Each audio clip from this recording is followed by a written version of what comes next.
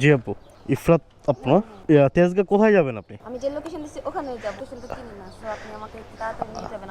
ওকে অপোজিক্সের অফিসে যাব আর কি। ঠিক আছে, সমস্যা নাই, আমি নিয়ে যাচ্ছি।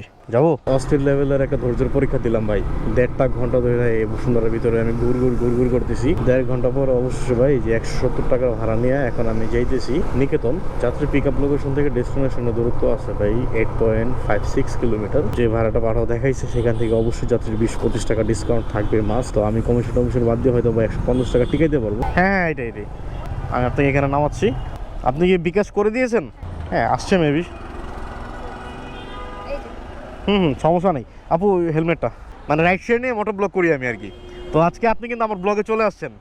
সমস্যা আছে কোনো ব্লগে থাকলে? কি মনে করেন হ্যাঁ আমি রাইট সাইড নিয়ে করি। এই যে যেমন আজকে দেখলাম। যাচ্ছে যে আমি আপনার পার্সোনাল পরিচয়। না ওরকম কিছু না। আমি হচ্ছে যে রাইট সাইড নিয়ে যত কিছু হয় সব কিছু মিলেই আমি ব্লগটা করি আর কি। আচ্ছা ঠিক আছে ভাইয়া। ওকে, আল্লাহ হাফেজ। এখন পর্যন্ত তাহলে টোটাল ইনকাম করলাম 750 টাকা।